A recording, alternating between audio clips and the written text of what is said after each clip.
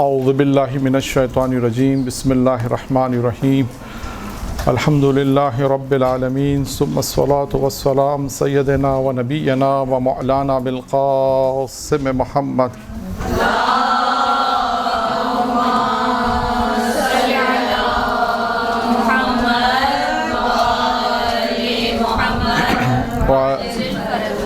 و اہل بیت طیبین الطاہرین اما بعد۔ ہماری گفتگو جس موضوع پر ہم نے شروع کی تھی وہ موضوع تھا کہ وہ کون سے اسباب ہیں یا وہ کون سی چیزیں ہیں جو انسان کو کمال تک پہنچاتے ہیں۔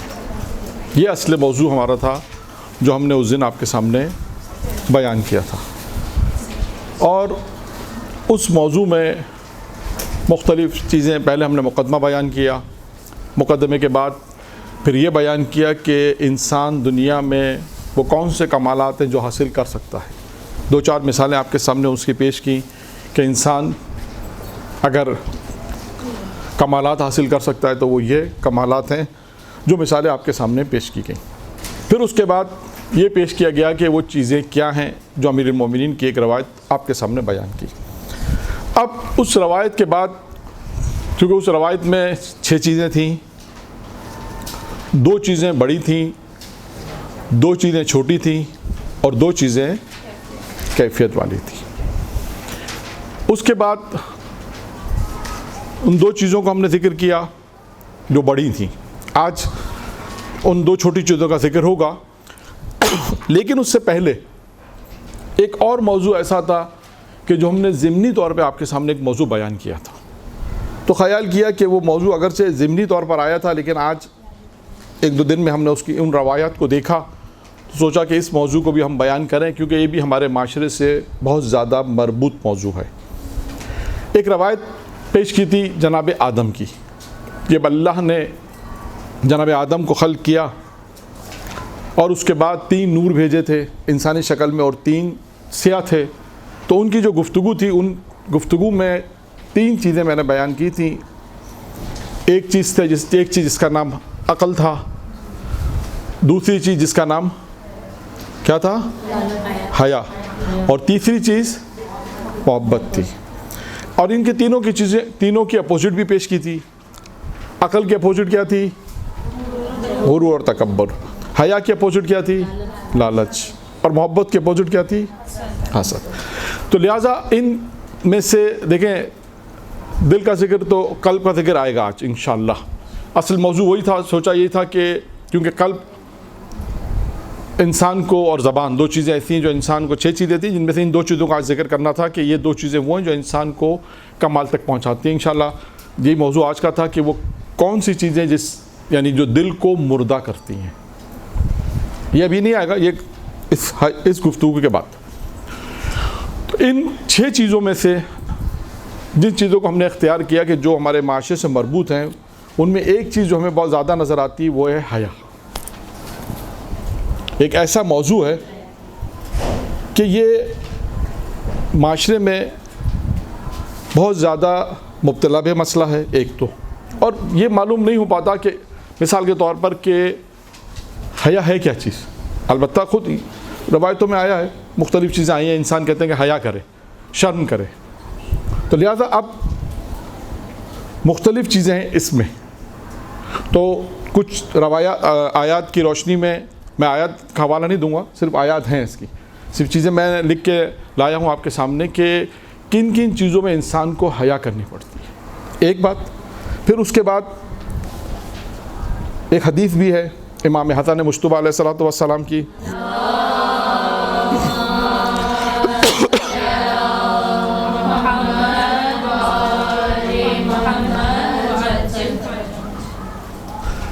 جس کے پاس حیا نہیں ہوگی اس کے پاس دین نہیں ہوگا۔ اور اس کے بعد یہاں پر ایک اور روایت بھی ہے، یہ بھی 3 چیزیں ہیں اور جبرائیل جناب آدم سے مربوط ہے۔ جب اللہ نے جناب آدم کے پاس، پہلے میں نے جیسے بتایا کہ 3 نور بھیجے، اسی طرح جبرائیل کو بھی بھیجا تھا، اور آدم سے کہا تھا کہ 3 چیزوں میں سے کوئی ایک چیز کو اختیار کرو۔ 3 چیزیں بھیجی تھیں. نمبر 1 عقل, نمبر 2 حیا, اور نمبر 3 دین. ان 3 چیزوں کو بھیجا تھا اللہ نے جبرائیل کے ذریعے جناب آدم کے پاس, کہ 3 میں سے کوئی ایک اختیار کرنا. تو جناب آدم نے کس کو اختیار کیا؟ نہیں, عقل کو اختیار کیا. اب اس کے بعد جبرائیل نے کہا, ان دونوں سے کہا کہ اب تم واپس چلو, حیا اور دین سے کہا تم چلو, اس لیے کہ ان 3 میں سے ایک چیز کو اختیار کرنا تھا, وہ جناب آدم نے اختیار کر لیا. تو ان دونوں نے کہا کہ نہیں, ہمیں یہ حکم ہے کہ جہاں پر عقل ہوگی وہاں پر دین بھی ہوگا اور وہاں پر حیا بھی. تو دیکھیے یہ روایت ہے کہ انسان کے اندر حیا ہونی چاہیے. اب یہ چیز, کچھ چیزیں ایسی ہوتی ہیں جو پریکٹیکلی طور پر ہوتی ہیں, شاید انسان بیان کے ذریعے اتنا واضح نہ کر سکے, لیکن کیونکہ میں آپ کو انشاءاللہ 2-3 واقعات بیان کروں گا, کیونکہ رائٹر نے قرآنی آیات کے ذریعے سے لکھا ہے کہ حیا ہوتی ہے ایک گفتگو میں. حیا کی جو چند قسمیں بیان کی, پہلی قسم لکھی ہے کہ حیا ہوتی ہے گفتگو میں. یعنی ہم خود کہتے ہیں جب آپ گفتگو کرتے ہیں تو کیا کہتے ہیں کہ انہیں حیا نہیں ہے. یعنی بعض اوقات گفتگو ایسی کرتے ہیں جس سے انسان کو خود حیا آ جاتی ہے, شرم محسوس ہوتی ہے کہ ایسی گفتگو نہیں کرنی چاہیے. تو ہم خود کہتے ہیں کہ اس میں انسان کو حیا نہیں, یعنی گفتگو کے اندر حیا ہونی, یعنی ایسے الفاظ, ایسی باتیں جو حیا سے مربوط رکھتی ہیں. تو لہٰذا خود وہ چیزیں پریکٹیکلی طور پہ اگر کوئی بچہ یا کوئی بڑا بھی مثال کے طور پر یا کوئی نوجوان کوئی ایسی بات کرتا ہے گھر میں کسی کے ساتھ, تو بڑے کیا کہتے ہیں کہ تمہیں شرم نہیں ہے, تمہیں حیا نہیں ہے. اس کا مطلب اس بات میں, اس چیز میں حیا ہونی چاہیے, شرم انسان کو محسوس ہونی چاہیے جو اسے محسوس نہیں ہو رہی. تو لہٰذا گفتگو کے اندر بھی حیا ہوتی ہے ایک. اس کے بعد دوسری چیز ہے, دیکھیں چلنے میں حیا. اس کا بہت مشہور و معروف واقعہ بھی ہے. چلنے میں حیا کیسے ہوگی؟ اب اس کو لکھا ہے انہوں نے, جناب موسیٰ کا قصہ ہے, اگر آپ لوگوں کے ذہنوں میں ہو. جناب موسیٰ کا قصہ ہے. کون؟ نہیں, ان کی زوجہ نہیں جا رہی تھی. جناب موسیٰ کی ملاقات ہوئی تھی جناب شعیب کی بیٹیوں سے. تاریخ قرآن میں موجود ہے واقعہ. تو اس واقعے میں کیا ہے, جناب موسیٰ نے جب ان کی مدد کی, کنویں کے ذریعے وہ پانی بھرنے میں مشکل ہو رہی تھی, جناب موسیٰ وہاں بیٹھے تھے, جناب موسیٰ نے ان کی پانی بھرنے میں ان کی مدد کی, اور مدد کرنے کے بعد انہوں نے کہا ہمارے گھر چلے. تو اس کے بعد اچھا گھر تو انہیں نہیں معلوم تھا جناب موسیٰ کو, تو کیا تھا طریقہ کار, کیا تھا کہ وہ آگے چلیں گی, جناب موسیٰ پیچھے چل. طریقہ کار یہ ہوگا, اگر ابھی کسی کو اپنا گھر کا پتہ بتانا ہے یا کوئی آپ کے ساتھ جائے تو عموماً طریقہ کار یہ ہوگا کہ آپ آگے اور وہ پیچھے. طریقہ کار یہی ہوگا. وہاں پر بھی یہی تھا کہ جناب موسیٰ پیچھے تھے اور وہ ان کی بیٹیاں, جناب شعیب کی جو بیٹیاں تھیں وہ آگے آگے چل رہی تھیں. تو جناب موسیٰ نے کیا کہا ان سے, آپ میرے پیچھے چلیں, کیونکہ مجھے حیا آتی ہے. اچھا حیا کس چیز سے آتی ہے؟ دیکھیں آج ہمارے معاشرے میں پریکٹیکلی مسئلہ ہے, یہ باہر آنا جانا, شادی بیاہ میں, مختلف کہیں پر بھی یہ تمام چیزیں پریکٹیکلی طور پر ہوتی ہیں. حالانکہ اس زمانے میں جناب شعیب نبی کی بیٹیاں تھیں, حجاب میں ہوں گی, مکمل حجاب میں ہوں گی, کہہ نہیں سکتے بے حجاب تھیں. اس کے باوجود جناب موسیٰ کیا کہہ رہے ہیں, کیوں کیا کہا جناب موسیٰ نے کہ مجھے حیا آتی. کس بات سے حیا آتی کہ تمہارا, یعنی اب میں اپنے الفاظ میں سمجھا رہا ہوں کہ اب آپ آگے چل رہی ہیں تو میری نگاہ یقیناً آپ پہ پڑ رہی ہے, تو آپ کی جو باڈی ہے وہ بھی مجھے نظر آ رہی گویا, تو مجھے اسے دیکھتے ہوئے حیا آتی ہے. تو لہٰذا طریقہ یہ ہوگا کہ میں آگے چل رہا ہوں, آپ لوگ میرے پیچھے پیچھے چلیں. دیکھیں اتنا ہے, یہ حیا ہے. اب اس سے اندازہ کریں کہ حیا کس چیز کو کہتے ہیں آپ, کہ اگر ہم معاشرے میں کس طرح ہم لباس پہنیں, کس طرح ہم معاشرے میں گفتگو کریں, تو ہمارا لباس کیسا ہونا چاہیے. خود آپ دیکھیں جناب زہرا جب دنیا سے گئی تھیں تو بعض اہل ممبر نے پڑھا ہے کہ جب رو رہی تھیں, روتے روتے مسکرائی تھیں. بعض لوگوں نے یہ بھی لکھا کہ جناب زہرا زندگی میں 4 مرتبہ مسکرائی ہیں. ان میں سے ایک مورد یہ تھا کہ کب مسکرائیں, کہ جب انہیں یہ پتہ چلا کہ عرب کے نہیں حبشہ کے لوگ جو ہے وہ جب انسان مر جاتا ہے تو ایک لکڑی کے ڈبے کے اندر, باکس کے اندر اسے لے جاتے ہیں. عرب میں ایسا نہیں تھا اس زمانے میں. عرب میں کیسا تھا, جیسے مثال کے طور پہ اگر لے جا رہے ہیں تو اس کے اوپر کپڑا رکھا اور کپڑا رکھ کے اس کے بعد اس باڈی کو لے گئے. تو اس بات پہ کہتے ہیں مسکرائی اور خوش ہوئی کہ اس بات پہ کہ وصیت کی تھی انہوں نے اپنی کنیز سے اور کہا تھا کہ اس باکس میں میری وصیت ہے کہ مجھے بھی اسی طرح، کیوں کہ ایسا ہو کہ مرنے کے بعد اگر چادر ڈلی ہوئی اگرچہ لیکن لوگ کی نگاہیں اس وقت مجھ پہ نہ پڑیں، نہیں یہ تو پتہ چل جائے گا یہ کسی خاتون کی، یعنی یہ بھی جناب زہرا نہیں چاہتی تھی، یعنی گویا ہم کہ اس سے بھی حیا آتی ہے. یعنی دیکھیں ہم اگر تاریخ کا مطالعہ کریں تو کیا معیار پتہ چلتا ہے. اب جیسے آج کوئی کہ مثال کے طور پر میں آپ سے کہوں کہ حجاب کی بات ہوتی ہے تو حجاب کا معیار کیا تھا؟ مثال دے رہا ہوں سمجھانے کے لیے. اس طرح حیا میں بھی ہے یہ، حجاب میں بھی وہی بات آئے گی کہ جناب زہرا جب پیغمبر اسلام نے مدینے میں پوچھا تھا، مسجد میں پوچھا تھا کہ عورت کا سب سے بہترین عمل کون سا ہے، تو سلمان فارسی گئے جناب زہرا کی خدمت میں، جانے کے بعد انہوں نے جواب لے کر آئے اور ہر شخص نے اپنا اپنا جواب دیا. جب سلمان کی باری ہے تو سلمان نے کیا کہا؟ سلمان نے کہا میں جناب زہرا کی خدمت میں گیا تھا اور یہ سوال میں نے ان کے سامنے رکھا تو انہوں نے کیا جواب دیا کہ عورت نہ محرم کو نہ دیکھے اور گھر کے بلکہ گھر کے اپنے اندر سے جو گھر کا سب سے اندر کا جو کمرہ ہے اس میں بیٹھے اور نہ محرم کی نگاہ اس پہ نہ پڑے اور اس کی نگاہ بھی نہ محرم پر نہ پڑے. اب اچھا آپ کوئی کہ مولانا آج کے دور میں تو مشکل ہے، ممکن ہے آپ کہیں جیسا اب درس میں آ رہے ہیں تو یقیناً محلہ ہے، سوسائٹی ہے، لوگوں کی نگاہیں تو ہم پہ پڑیں گی. اچھا وہ ایک معیار ہے، یعنی جناب زہرا نے وہ معیار بتا دی کہ معیار یہ ہے، یعنی اس معیار پر ہونا چاہیے. ٹھیک ہے اب آئیے ہم حیا کی اس مثال، یہ تو حجاب میں بھی حیا میں بھی یہی ہے کہ مثال کے طور پہ ایسا لباس پہنیں، اپنے آپ کو ایسا رکھیں کہ ہمیں بھی حیا ہے اور کوئی اگر مثال کے طور پہ کوئی نامحرم جائے تو اسے پتہ ہی نہیں چلے کہ کون تھا. یعنی اتنا حجاب اس طرح ہو کہ حیا ہونی چاہیے. یہ دیکھیں یہ معاشرے میں بہت ساری چیزیں ہو سکتا ہے کہ پریکٹیکل آپ کہہ نہیں ہے لیکن بہرحال انسان گھر ہے رہتا ہے، پریکٹیکلی طور پر سب چیزیں انسان انجام دے سکتا ہے. تو خیر گفتگو میں حیا، اس کے بعد ہے چلنے میں، اور اس کی مثال میں نے آپ کے سامنے ایک پیش کی. پھر اس کے بعد ہے مجالس میں بیٹھنے میں، انسان کس طرح مجالس میں بیٹھ رہا ہے اس میں بھی حیا ہونی چاہیے. پھر اس کے بعد ہے معاملات میں حیا ہو کہ انسان جو معاملات کرتا ہے اس میں بھی بعض اوقات انسان ایسے معاملات ہیں کہ انسان اس میں بھی کہتے ہیں کہ حیا کرنی چاہیے. اس کے بعد ہے کسی کے گھر میں بھی انسان داخل ہو جائے، ایسا نہیں انسان کسی گھر میں بغیر داخل ہو جائے، اس میں بھی حیا رکھے. اور اس کے بعد دیکھیں ایک اور مورد ہے کہ خدا کے سامنے انسان گناہ کرتا ہے، حیا کرتا ہے. سب سے اہم ترین یہ، اور جو میں نے آپ کے سامنے بیان کیا، یہ کچھ اس میں بہت چیزیں اس میں ایسی ہیں جو مستحبات سے مربوط رکھتی ہیں کہ حرام سے شاید نہ تعلق رکھے، لیکن یہ وہ چیزیں ہیں کہ جو انسان کی زندگی میں جسے کہتے ہیں نا حیا ہونی چاہیے. وہ اب خدا کے سامنے حیا کیسے ہوگی، اس کی بہترین مثال بھی آپ کے سامنے موجود ہے. زلیخا کا قصہ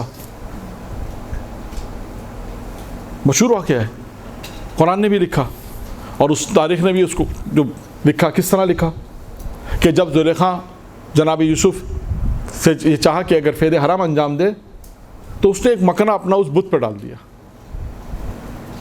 تو جناب یوسف نے کیا کہا، یہ کیا کام کر رہی ہو؟ تو کیا کہا کہ مجھے اپنے خدا کے سامنے گناہ کرتے ہوئے حیا محسوس ہو رہی ہے. دیکھیے بعض اوقات باطل ہوتا ہے لیکن بات صحیح کرتا ہے، وہ حقیقی خدا کو نہیں مانتی لیکن بات صحیح کر رہی کہ خدا وہ ہوتا ہے، خدا وہ ہے کہ اگر خدا نہ خواستہ ہم اس کے سامنے کر کے گناہ کرو تو ہمیں حیا تو آئے. تو یہ حیا وہ ہے جو انسان پروردگار عالم سامنے اگر خدا نہ خواستہ اگر انسان گناہ کرے تو یہ خدا کے سامنے ہر وقت رہتا ہے، حیا کرے. اور دیکھیے یہ سب چیزیں آئیں انسانی زندگی میں آتی ہیں کہ انسان حیا کرے. اچھا اس کے بعد اب آتے ہیں ایک اور حدیث ہے، حیا کا معنی کیا ہے. اب یہ قسمیں بیان کر دی میں نے مختلف. یہاں پر پانچویں امام محمد باقر علیہ الصلوۃ والسلام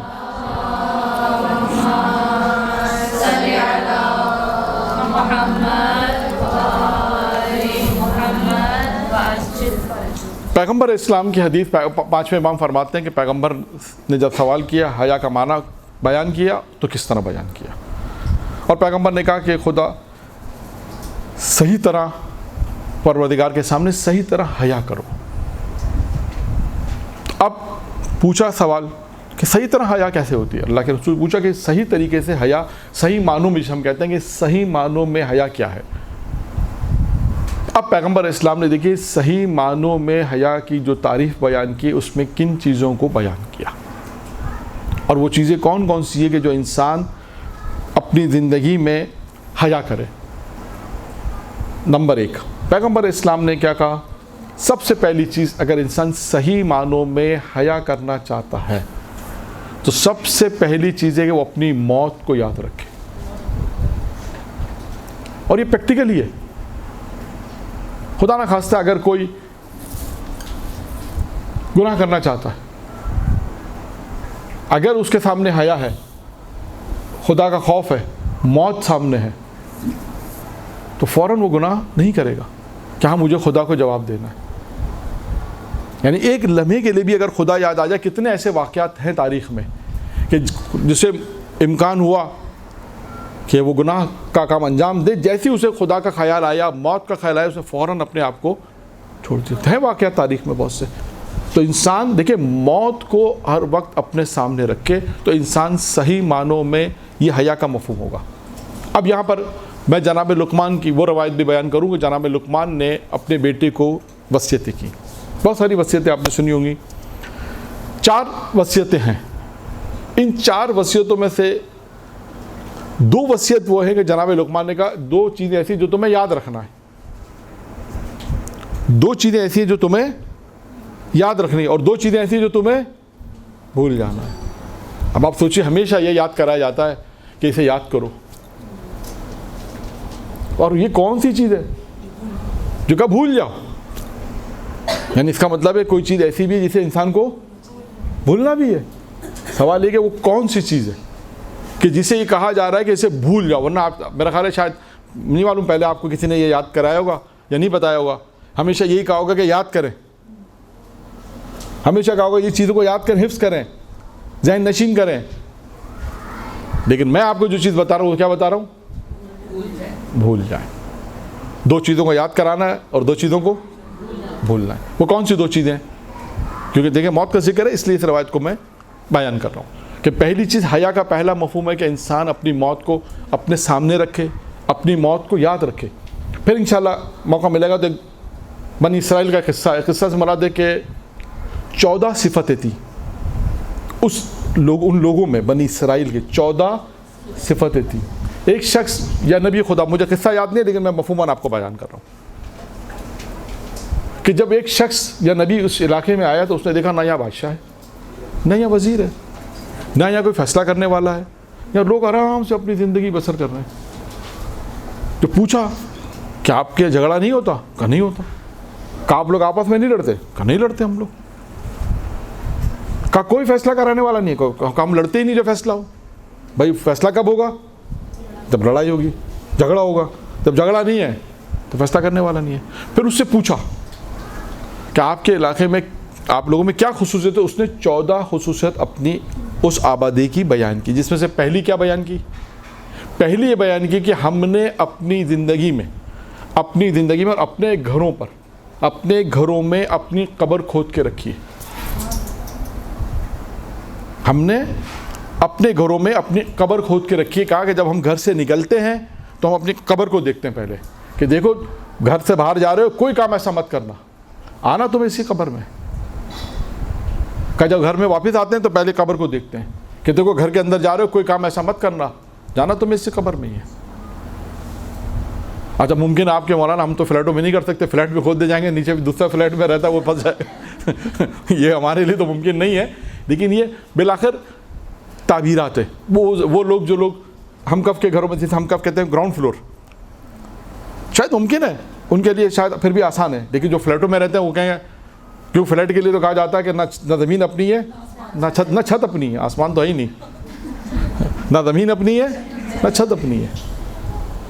2-3 کروڑ کے فلیٹ میں رہیں, نہ نیچے کچھ کر سکتے ہیں نہ اوپر کچھ کر سکتے ہیں. 2 کروڑ 3 کروڑ کے فلیٹ کے اندر نہ زمین اپنی ہے نہ چھت اپنی ہے.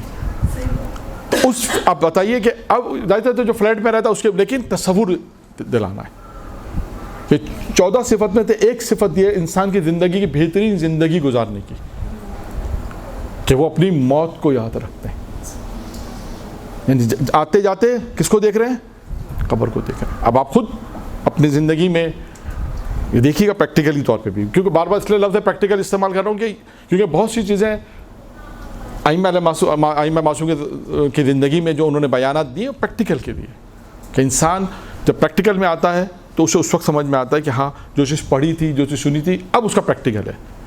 اور وہ ظاہر سی بات ہے مشکل ہوتا ہے پریکٹیکل, لیکن انسان کو عادت ہو جاتی. لیکن اگر عادت نہیں ہوگی کسی چیز کی تو بالآخر وہ مشکل ہوگی. تو وہ 14 صفتیں پھر انشاءاللہ, لیکن ان میں سے ایک چیز جو میرے موضوع سے مربوط تھی وہ تھی قبر سے مربوط, موت سے مربوط. اب آئی جناب لقمان کی وہ 4 نصیحتیں کہ جناب لقمان نے اپنے بیٹے کو 4 وصیتیں کیا کی. 2 یاد رکھنی ہے, 2 بھول جانی ہے. نمبر پہلی 2 چیزیں جو یاد رکھنی ہے, 2 چیزیں جو یاد رکھنی, ان میں ایک ہے خدا اور دوسری موت. ان کو کبھی فراموش نہیں کرنا, کیونکہ حیا کی گفتگو تھی, اس لیے میں نے اس روایت کو بیان کیا. حیا کی پہلی چیز یہ ہے کہ انسان اگر حقیقی حیا وہ ہے کہ انسان اپنی موت کو یاد رکھے, اور جب موت کو یاد رکھے گا تو حیا بھی کے صحیح معنی سمجھ میں آئیں گے, اور اس کے بعد انسان گناہ کی طرف مائل نہیں ہوگا. جب بھی خدا نخواستہ کوئی بات ایسی ہوگی, خدا نخواستہ کچھ ایسا ہوگا تو اسے موت فوراً یاد دلا دے گی. تو پہلی 2 چیزیں کیا ہیں؟ خدا اور موت. اب دیکھیے پچھلی دفعہ میں نے قصہ معرفت پروردگار پہ سنایا تھا, جناب کس کا تھا؟ ذوالقرنین کا, کہ معرفت پروردگار اس کو کہتی تھی اس شخص کو. تو اسی طرح انسان ہر وقت اپنے خدا کو یاد رکھے. اب آئیے قصہ اور سنا دیتے ہیں کہ دیکھیے ہر وقت خدا کو یاد رکھنا ہے. ذکر پروردگار ایک ہوتا ہے, ذکر پروردگار الگ ہے, ایک ہوتا ہے معرفت پروردگار. دیکھیں ذکر میں بھی بات معصومین کی جو روایت ہے, ذکر میں بھی یہی ہے کہ ذکر یہی ہے, تسبیح تحلیل جو ہم کرتے ہیں وہ بھی ہے, اور روایت میں یہ بھی آئے کہ ذکر سے مراد یہ بھی ہے کہ انسان حرام سے اپنے آپ کو بچائے اور واجبات کی ادائیگی کرے. یہ بھی روایتوں میں آیا ہے. جناب داؤد نے پروردگار عالم سے یہ خواہش ظاہر کی کہ جنت میں میرا پڑوسی کون ہوگا, جنت میں میرا پڑوسی کون ہوگا. تو خداوند متعال نے جناب داؤد سے کہا کہ شہر سے باہر جاؤ, جو شخص تمہیں پہلا نظر آئے گا وہ جنت میں تمہارا پڑوسی ہوگا. اچھا آپ دیکھیے یہاں پر خدا نخواستہ نماز کی توہین نہیں کرنی, روزی کی توہین نہیں کرنی, کہ مولانا نماز کا ذکر نہیں کرنا. نہیں, پروردگار عالم کے دیکھیں عبادت اپنے مقام پر ہے, وہ ضروری ہے, وہ ضروری ہے کہ انسان نماز, روزہ, حج, زکوٰۃ یہ تمام واجبات ہیں, اور اس کے بعد انسان خدا کی طرف جتنا زیادہ مائل ہوگا وہ چیزیں بھی جسے کہتے ہیں معرفت. خدا کو انسان ہر وقت یاد رکھے تو اس کا دنیا میں بھی اس کے فوائد ہیں اور آخرت میں بھی اس کے فوائد ہیں. اب جناب داؤد شہر سے باہر نکلے تو کیا دیکھا؟ جناب متا, جناب یونس کے والد دیکھا انہوں نے کہ لکڑیاں سر پہ رکھی ہوئی ہیں. پھر انہوں نے دیکھا کہ گاہک آیا, اس سے لکڑیاں بیچیں, اس کے بعد جو رقم ملی رقم لے کے آ رہے تھے. اب جناب داؤد نے ان سے کہا کہ حضور آپ کا میں مہمان بننا چاہتا ہوں. انہوں نے کہا اب نبی خدا ہیں, مہمان بن سکتے میرے. کیوں دیکھنا, کیوں کہا کہ میں مہمان بننا چاہتا ہوں؟ اس لیے یہ دیکھنا چاہتے تھے کہ ان کی کون سی ایسی صفت ہے جس کی بنا پر یہ جنت میں میرے پڑوسی ہیں. اب جب ان کے ساتھ ہو لیے, ساتھ ہونے کے بعد جو رقم انہیں ملی تھی اسے انہوں نے گندم خریدا. گندم خریدنے کے بعد یہ گھر پہنچے, اور اس کے بعد جب روٹی بن کر سامنے آئی, گندم کی روٹی بن کر آئی, تو اب جناب یونس کے والد جناب متا جو تھے, ایک جب نوالا لیتے ہیں ایک روتے جاتے ہیں اور کیا کہتے ہیں؟ پروردگارا تو نے مجھے طاقت دی تو میں نے درخت کاٹا, پروردگارا تو نے مجھے طاقت دی تو میں نے ان لکڑیوں کو اٹھایا, خداوندہ وہ لکڑیوں کو تو نہیں اگایا تھا, پروردگارا تو نے وہ گاہک کو بھیجا تو میں نے وہ لکڑیاں بیچی, خداوندہ تو نے اس گندم کو اگایا ہے جس کی میں روٹی کھا رہا ہوں. کسی موقع پہ یہ نہیں کہ یہ کام میں نے کیا ہے. یہ ہے زندگی میں, دیکھیں یہ ہے زندگی کہ ہر لمحہ ہر لہجہ انسان یہ کہے کہ یہ خدا کی طرف سے ہے, میرا کچھ نہیں ہے, میں کچھ بھی نہیں ہوں. انسان کیا ہے؟ آپ دیکھیے اگر تھوڑا سا تصور کریں, थोड़ा सा तसव्वुर करें कि जितना भी दौलतमंद शख्स, पैसे वाला शख्स, बिलाखिर अगर वो दुनिया से जाएगा तो वो खाली हाथ जाएगा। सिकंदर आज़म के शायद की वसीयत थी ना कि जब मुझे दफनाया जाए तो मेरे दोनों हाथ कफन से बाहर रखे जाएं। तो पूछा ये वसीयत क्यों कर रहे हो? कहा दुनिया ये देख ले कि सिकंदर भी, दुनिया ये देख ले कि सिकंदर भी जब दुनिया से जा रहा है, और जो आमाल इंसान ले जाता है वो नज़र नहीं आता, ये ध्यान में रखिए। तो देखिए ये मारिफत परवरदिगार जो है ना, हर वक्त खुदा को याद रखो, यानी इंसान अपनी ज़िंदगी में हर लहजा के खुदा के लिए काम अंजाम दे रहा हूँ मैं। कभी ये ना कि मैंने किया, जैसे बहरहाल होता है ज़िंदगी में, बहुत से लोगों ने बिज़नेस सेट किया, 20 साल के बाद जाके माशाल्लाह बिज़नेस बहुत अच्छा हो गया, काम बहुत अच्छा हो गया, या 20 साल के बाद पैसा इतना जमा किया कि अच्छा घर बना लिया, या बच्चों की पढ़ाई करवा ली, मेहनत से पढ़ा के। तो हम क्या करते हैं अपनी ज़िंदगी में? हमें अक्सर लोग मिलते हैं, कहते हैं मौलाना 20 साल की मेहनत के बाद ये घर बनाया, 20 साल के बाद हमने अपना कारोबार सेट किया। ये नहीं कहते कि अल्लाह ने जो ताकत दी उससे बनाया। असली ये बात है, इंसान कुछ नहीं है। तो कभी इंसान तस्वीर करे कि मैं क्या था और क्या हूँ अभी, और मेरे मरने के बाद क्या होगा। सिर्फ ये वक्ती दुनिया है कि जिसमें इंसान ज़िंदगी बसर कर रहा है। कभी बहुत अच्छे हालात होते हैं, कभी इंसान के हालात मुश्किलात में भी होते हैं। तो हर वक्त असल मुहिम इसमें यह कि इंसान हर वक्त परवरदिगार को याद रखे। देखिए ये जब इस तरह काम होगा ना, तो घर के जो मसाइल हैं वो भी हल होते चले जाएंगे। जो हमारे माशरे के जो मुश्किलात हैं वो इसीलिए हल नहीं हो रही कि हमारा भरोसा खुदा पे नहीं है, हमारा परवरदिगार पे भरोसा नहीं है, एतमाद खुदा पे नहीं है। अभी आएंगी 2-4 चीज़ें और भी इंशाल्लाह, अब अगले जलसे में आएंगे, इसी जलसे में नहीं मालूम, कि जिसमें हम ये बयान करेंगे, जिसमें है कि इंसान अपनी ज़िंदगी किस तरह गुजारेगा। ये दर्स किस लिए है? इसलिए कि हम अपनी ज़िंदगी को बेहतर बनाएं। इसलिए नहीं कि जिस तरह मिसाल के तौर पे मैं आपको एक मिसाल दूं, क्या लोग मिसाल देते हैं कि इंसान जब दर्स मजलिस में जाते हैं तो जब दर्स मजलिस से निकलते हैं या दर्स से निकलते हैं तो दामन झाड़ा वहीं छोड़ा, उसके बाद। ऐसा नहीं है, नहीं, मारिफत परवरदिगार है, इंसान उसे याद रखना हर वक्त कि किस तरह प्रैक्टिकली तौर पे हम अपनी ज़िंदगी में मारिफत खुदा को लेकर आएँ। खुदा ने हमें हर चीज़ दी है, तो ये परवरदिगार तूने दिया है। पढ़ाया लिखा है माँ बाप, खुदा ने माँ बाप, ऐसे मोहब्बत करने वाले माँ बाप दिए, बहन भाई दिए, ये परवरदिगार आलम ने। देखें इंसान का एक जुमला कहता चाहूँ कि इंसान का ना दुनिया में आना इख्तियार में है, आना इख्तियार में है। जो चीज़ इख्तियार में वो फिर इंशाल्लाह है कुछ चीज़ इंसान के इख्तियारात में। तो खैर 2 चीज़ें वो बयान की अभी तक कि जो इंसान को याद रखनी है। अब किसकी बारी है? भूलने वाली बारी। अब वो चीज़ें बयान करनी है जो भूल जानी। वो क्या चीज़ है? जब किसी के साथ नेकी करो उसको भूल जाओ। अच्छा, अब इसका फ़लसफ़ा क्या है शायद? अच्छा, अब यहाँ तक रवायत में यहाँ तक है।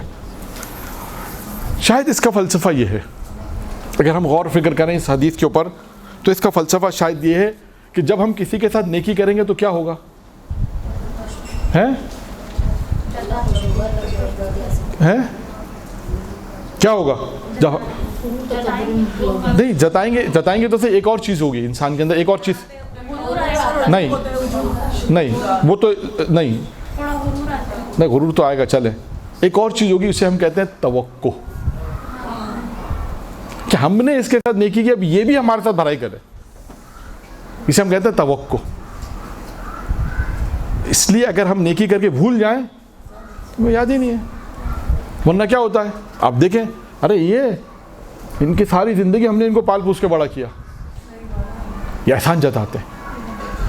जनाब मूसा को परवरदिगार आलम ने कहा था, 3 नसीहतें की मूसा को, जिसमें से एक नसीहत ये कि मूसा कि जब हमने तुम पे नेमतें नाजिल की तो नहीं जताया, इसी तरह हमारे बंदे भी जब तुम्हारे पास आए तो तुम उससे भी एहसान, जब उन पे एहसान करो तो उसे भी मत जतलाओ। ये सबसे बुरी चीज़ है, एहसान जतलाना। जैसे कुरान ने भी कहा कि सदके की जो आयत है कि उसको बातिल मत करो देने के बाद। यही है कि इंसान, देखें हम अपने ज़िंदगी में कितनों के साथ नेकियां करते हैं, कितनों के साथ ज़िंदगी में जो जॉइंट फैमिली सिस्टम में रहते हैं वहाँ होती हैं, अलग भी रहते हैं तब भी होती हैं। لیکن ہمیں توقع کیا ہوتی ہے کہ یار ہم نے اس کے ساتھ بھلائی کی, یہ بھی ہمارے ساتھ ایک وقت تو آئے گا, یہ بھی ہمارے ساتھ اچھا ہی کرے. یہ نہیں صحیح. غرور آئے گا وہ الگ ہے کہ ہم نے اس کے ساتھ نیکی کی, یہ بھی نہیں ہونا چاہیے.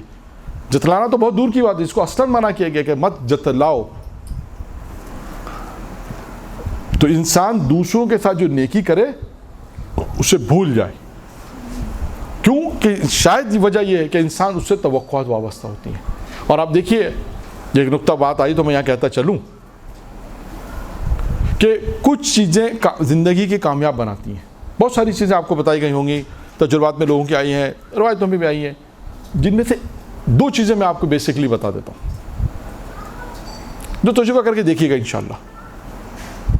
ایک ہے کسی سے توقع نہ رکھنا, کسی سے بھی توقع نہیں رکھیں سوائے خدا سے. کسی سے بھی توقع مت رکھیں. اب اس کی مثالیں آ سکتی ہیں, بہت ساری مثالیں دینے کے لیے, کیونکہ جب انسان توقع رکھتا ہے نا اور وہ آدمی اس توقع پہ نہیں اترتا, دکھ بھی ہوتا ہے, بدگمانیاں پیدا ہوتی ہیں. اس کا نتیجہ یہ نکلتا ہے. مثال کے طور پہ کسی نے مجھے کہا میں اپنے بھائی کے گھر گیا, مثال کے طور پہ سنا دیتے قصہ, گئے بھائی کے گھر, بھائی نہیں تھے, بھابھی کے پاس اتنا وقت نہیں تھا کہ وہ انہیں چائے کھانا کھلاتی, دوپہر کا وقت تھا مثال, انہیں چائے پلا دی. اب توقع کیا تھی انہیں؟ کھانے کی توقع تھی کہ گھر جا رہے ہیں, توقع. ان کے بعد اچھا ہم معاشرے میں سب سے پہلی چیز کیا دیکھتے ہیں؟ نیگیٹو سوچتے ہیں, نیگیٹو سوچتے ہیں. وہی کہ پتہ نہیں اچھا نہیں سمجھتی, ہمیں برا سمجھتی ہیں, ٹائم نہیں دے. بھائی یہ نہیں سوچتے ہو سکتا ہے گھر میں کچھ کھانے کو نہ ہو سکتا ہے اس کو مصروفیت زیادہ ہو. کم ہمیشہ فرسٹ ٹائم جو ہم سوچتے ہیں وہ نیگیٹو ہے, جیسے ہم کہتے ہیں بدگمان. تو یہ چیز بری ہے. توقعات اسی طرح ہوتی ہیں. اب ہم توقع رکھے گئے تھے کہ بس ٹھیک ہے گائیں گے, بیٹھیں گے, اب انہوں نے چائے بھی پلا دی تو احسان مانیں گے, انہوں نے وقت چائے پلا دی. بھائی اگر توقع تھی کھانے کی نہیں کھلایا تو کیا ہیں, پتہ نہیں اپنے آپ کو کیا سمجھتے ہیں, پتہ نہیں اپنے آپ کو پیسہ آ گیا, یہ آ گیا, 10 قسم کے الزامات انسان. تو اسی طرح انسان معاشرے میں توقعات نہیں رکھے. ٹھیک ہے, کوئی اگر انسان ہے, کوئی کام اگر کسی کے ساتھ نیکی کرا, یہ سب چیزیں آتی ہیں کہاں پر ہیں؟ جب کوئی باہر جاتا ہے, مثلا امریکہ جا رہا ہے, انگلینڈ جا رہا ہے, مثال کے طور پہ وہاں پہ نوکری کے لیے جا رہا ہے, تو وہاں توقعات کیا ہوتی ہے؟ میرا دوست ہے, اسے توقعات رکھے بیٹھے کہ مجھے وہ گھر پہ بلائے گا, یا میں نوکری کے لیے جا رہا ہوں تو کم سے کم وہ میری ہیلپ تو کرے گا, 15 دن 20 دن مجھے اپنے گھر پہ رکھے گا. اب یہ نہیں معلوم کہ اس کے کیا حالات ہیں, وہ کس طرح رہ رہا ہے, وہ کتنی مشکل میں رہ رہا ہے. ہم یہاں سے توقع لگا کے گئے, اس نے اگر لفٹ نہیں کرایا تو فوراً سب چلو اپنے گھر پہ فون کر کے رشتہ داروں سے کہیں گے, اس کی برائی شروع کر دیں گے. اسے کہتے ہیں یہ توقعات ہوتی ہیں کہ جب ہم معاشرے میں کہیں ایسے مقام پر جاتے ہیں جہاں ہمیں توقع, تو انسان بولے میں جا رہا ہوں اللہ کے بھروسے, خدا ہے, خدا 10 جگہ سے راستے پیدا کرنے والا ہے. خدا انسان مشکلات آتی ہیں, ایسے نہیں مشکلات نہیں آتی ہیں, لیکن انسان اس کو تحمل کرے گا. جب اس کو تحمل کرے گا تو پھر اس کے بعد پروردگار عالم اس کو اجر و ثواب بھی دے گا, اس کے بعد اس کے راستے بھی کھول دے گا. اور جب خدا پہ وہ بھروسہ کر رہا ہے, اب دیکھیں یہیں سے باتیں ذہن میں آ رہی ہیں, میں کیا کر سکتا ہوں. اب بہرحال ایک قصہ اور ہے کہ توقعات کے اوپر ہے نا, انسان کس سے توقع کرے. ایک لیکچر تھا, بہرحال ایک تیار تھا, اس میں نماز شب کے اوپر تھا, ایک موضوع آیا تھا نماز شب, لیکن نماز شب پر نہیں تھا وہ, لیکن ایک قصہ ہے کہ توقعات دیکھیں اللہ سے ہونی چاہیے. اس پہ میں آپ کو, یہ واقعہ ہے شیخ کاشف الغطا, بہت بڑے مرجع تاریخ کے گزرے, نجف میں رہتے تھے, اور اپنے بیٹے کو نماز شب کے لیے انہوں نے بیدار کیا. بیٹے سے کہا چلو نماز شب پڑھو, تو بیٹے نے وہی جواب دیا جو آج کا نوجوان جواب دیتا ہے. آج کا نوجوان کیا کہتا ہے اپنے ابا سے؟ بابا آپ پہنچو, میں پہنچ رہا ہوں. آپ پہنچو مسجد میں پیچھے آ رہا ہوں. تو اس کے جو سخت ہوتے ہیں پیرنٹس, باپ کہتے ہیں نہیں میرے ساتھ چلو. معلوم ہے کہ یہ پہنچے گا جب نماز ختم ہو جائے گی, مثال کے طور پہ. خیر, تو وہی جواب دیا جو آج کے بچے جواب دیتے ہیں. انہوں نے کہا نہیں میرے ساتھ چلو. نجف کا قصہ ہے, نماز شب کے لیے جا رہے ہیں, فرض کریں نماز فجر ہوتی ہے 5 بجے, تو 4 بجے کا ٹائم ہوگا, واک کر کے لے جا رہے ہیں, قریب ہے حرم سے گھر ان کا. اب راستے میں دیکھیں ان کو ایک بچے کو درس دینا ہے. کتنے بجے؟ رات کے 4 بجے. لوگ جا رہے ہیں. جیسے ماشاءاللہ آپ لوگ زیارت پر گئے, خدا زیارت نصیب کرے.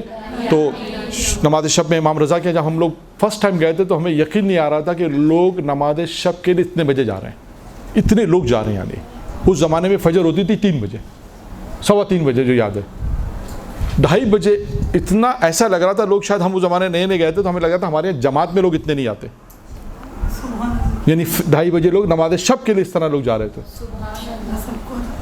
تو وہ دور بھی الحمدللہ دیکھا, اس وقت تجربہ ہوا کہ یہ بہرحال اس طرح بھی لوگ نماز شب کے لیے خرچ جاتے ہیں. بھائی یہ توفیق ہے, خدا توفیق دے. وہ بھی اپنے بیٹے کو لے کے نماز شب کے لیے راستے میں انہوں نے دیکھا کہ ایک فقیر ہے جو بھیک مانگ رہا ہے. کتنے بجے رات کے؟ 3 بجے 4 بج رہے ہیں, بھیک مانگ رہا ہے. تو انہوں نے اپنے بیٹے سے کہا, بیٹا ایک بات بتاؤ, یہ جو فقیر ہے, یہ جو مانگ رہا ہے, اسے اس بات کا یقین ہے کہ کوئی اسے دے گا؟ رات کی 3 بجے آیا ہوا ہے, بھیک مانگ رہا ہے. اپنے بیٹے سے پوچھا کہ بیٹا یہ بتاؤ کہ اسے اس بات کا یقین ہے کوئی اسے دے گا؟ کہ نہیں بابا, شاید کوئی دے, شاید کوئی نہ دے. دیکھیے اپنے بیٹے کو درس کیا دیا, کہ دیکھو بیٹا یہ رات کی 3 بجے اس لیے آیا ہے کہ شاید کوئی اسے دے, شاید نہ دے, لیکن ہم جس کی بارگاہ میں جا رہے ہیں ہمیں یقین ہے کہ وہ دیتا ہے, لیکن لوگ پھر بھی اس کی بارگاہ میں نہیں جاتے. یہ خدا ہے کہ انسان کو یقین ہے کہ یہ توقع. دیکھیں انسان یہی ہے خدا کے, جو کہنا کہ معرفت خدا پیدا کرو, وہ یہی انسان ایسے ایسے آتی ہے. کبھی کبھی اعلان بھی ہو جاتا ہے کہ معرفت. دیکھیں اب جناب پتہ نہیں کیا, ہر چیز پروردگار ہے. اب انسان اپنی زندگی میں لگا رہا ہے جو کچھ ہے خدا نے دیا ہے, میرا کچھ نہیں, میں کچھ نہیں ہوں, جو ہے وہ خدا ہے. اسی طرح انسان آگے بڑھے گا آہستہ آہستہ, زندگی بھی اسی طرح آگے بڑھے گا. تو 2 چیزیں تھیں جو یاد رکھنی ہے, اور توقعات پہ ہماری گفتگو ہوئی تھی کہ 2 چیز جو بھولنی وہ کیا ہے, کہ جب کسی کے ساتھ نیکی کرو اس سے بھول جاؤ. اور یہ دیکھیں یہ سب اسی طرح آئے گا کہ انسان جب نیکی کرے گا بھول جائے. اکثر ایسا ہوگا آپ کے ساتھ, یا کبھی ہمارے ساتھ بھی ہوتا ہے. کوئی ایران میں اس زمانے میں ملتا تھا, ممکن ہے کسی کو کہ شاید کچھ کر دے, وہ یاد نہیں ہے. تو کہا کہ بلا آپ سے ملاقات ہوئی تھی, میں نے کہا بس توفیق ہے, بھول گیا انشاءاللہ.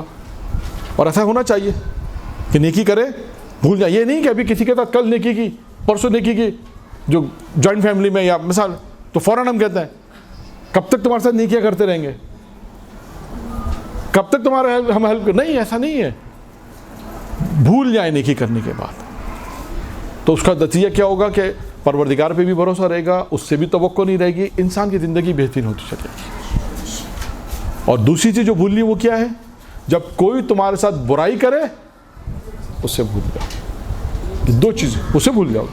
جب کسی کے ساتھ نیکی کرو اسے بھول جاؤ, اور جب کوئی تمہارے ساتھ برائی کرے اسے بھول جاؤ. یہ 2 چیزیں جسے بھولنا ہے. اب اس میں بھی یہاں پر بھی یہی ہوگا کہ اگر کسی نے ہمارے ساتھ برائی کی ہے تو ہم اگر اسے دل میں رکھیں گے تو کیا ہوگا نتیجہ, ہم بھی موقع تلاش کریں گے کہ اس نے ہمارے ساتھ برا کیا ہے, اب ہم بھی اس کے ساتھ برا کریں گے. لیکن اگر ہمیں یاد نہیں ہے کہ اس نے ہمارے ساتھ برا کیا ہے تو ہمیں پتہ ہی نہیں اس نے ہمارے ساتھ برا کیا, ہم بھول گئے. ہو سکتا ہے کہ اسے یاد آ جائے 10 سال بعد, 15 سال بعد, وہ کہے کہ 10 سال پہلے میں نے آپ کے ساتھ بد اخلاقی کی, بد تہذیبی کی, مجھے معاف کر دیں آپ کے, مجھے تو یاد بھی نہیں کب ہوا یہ واقعہ, کب پیش آیا. یہ چیزیں جو انسان کو بناتی ہیں. تو ابھی تک ہم پہلی چیز پہ پہنچے ہیں, اور میرا خیال ہے ٹائم مکمل ہو گیا, 5 بج گئے. اب بہرحال ہماری گفتگو جہاں تک پہنچی وہ میں خلاصہ کر دوں کہ حیا کے اصل معنی کیا ہیں. جہاں تک ہماری گفتگو پہنچی کہ اصل حیا کے جو پہلا معنی ہے اس میں ہے کہ انسان اپنی موت کو یاد رکھے, موت کو اپنے سامنے رکھے گا تو حیا کا اصل معنی آئے گا. اب اس کے بعد 2-4 چیزیں اور ہیں, وہ انشاءاللہ وقفے کے بعد. درود پڑھیں محمد آل محمد.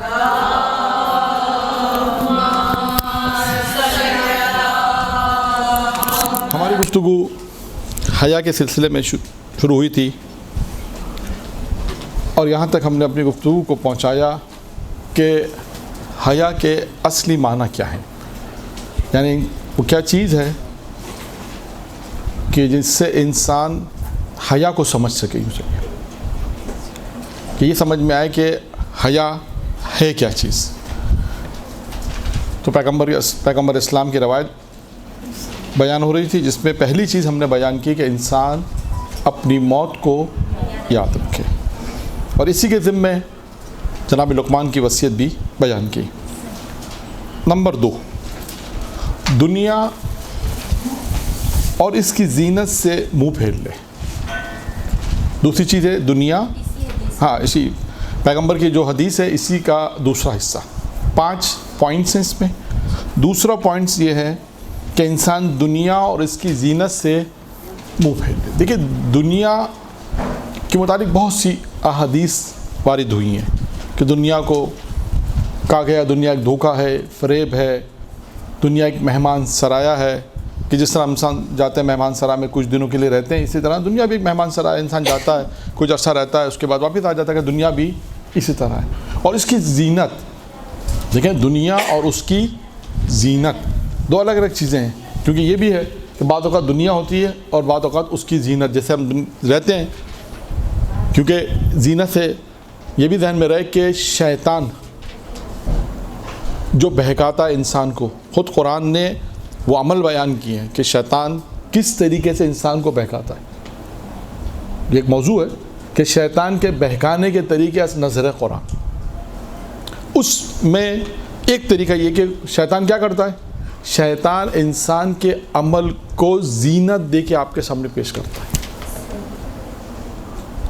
یعنی جو عمل انسان نے انجام دیا ہوتا ہے، کہتا تم نے بہت اچھا عمل انجام دیا ہے، بہت زیادہ عمل انجام دیا ہے، بہت خوبصورت طریقے سے اس کو انسان کے سامنے پیش کرتا ہے کہ بہت میں نماز شب پڑھ رہا ہوں، میں عبادت بہت کر رہا ہوں، میں نے اس کے ساتھ نیکی کی، میں بہت دفعہ زیارتوں پہ گیا، میں بہت دفعہ میں نے حج کی ہے. یہ سب چیزیں شیطان ہے جو انسان کو بہکاتا ہے. کیونکہ خود جناب موسیٰ سے جب شیطان کی گفتگو ہے، انبیاء کی گفتگو میں جناب موسیٰ کی گفتگو بھی ہے، اور اس پہ جناب موسیٰ نے یہ پوچھا تھا کہ تم کس طرح بہکاتے ہو، ایک سوال پوچھا تھا. دیکھیے ہمارے پاس دونوں چیزیں موجود ہیں. کیا مطلب دونوں چیزیں موجود ہیں؟ یعنی کیا مطلب کہ ائمہ نے یہ بتایا کہ اللہ کی اطاعت کرو گے تو کامیابی تمہارے قدم چنے گی.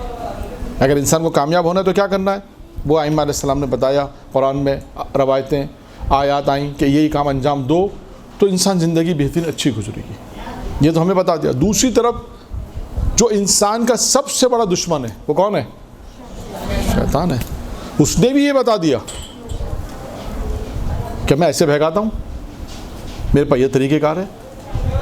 یعنی بہت آسان ہو گیا نا. دونوں طرف ہمیں پتا ہے کہ ائمہ نے کہا کہ دیکھو اگر چاہتے ہو اللہ کی اطاعت کرو گے، اللہ کی بندگی کرو گے، جنت چاہیے تو یہ کام کرو، نماز روزہ عبادت، برائیوں سے بچو، گناہوں سے بچو. یہ ایک راستہ ہے. دوسری طرف شیطان ہے جو انسان کو بہکاتا ہے. اور بقر ہمارے استاد نے ایک جملہ اچھا کہا تھا کہ وہ ہم سے زیادہ پڑھا لکھا ہے تبھی تو ہمیں دھوکہ دیتا ہے. ہم سے زیادہ زرنگ ہے، تیز ہے، تبھی تو ہم کو دھوکہ دے سکتا ہے. لیکن اس کا مطلب یہ نہیں کہ انسان بے بس ہو جائے کہ نہیں اب کچھ نہیں. اس کا مطلب یہ نہیں ہے. اللہ نے اس سے شیطان سے بچنے کے لیے بھی دیکھیں انسان کو دیے ہیں. امام محمد باقر علیہ الصلوۃ والسلام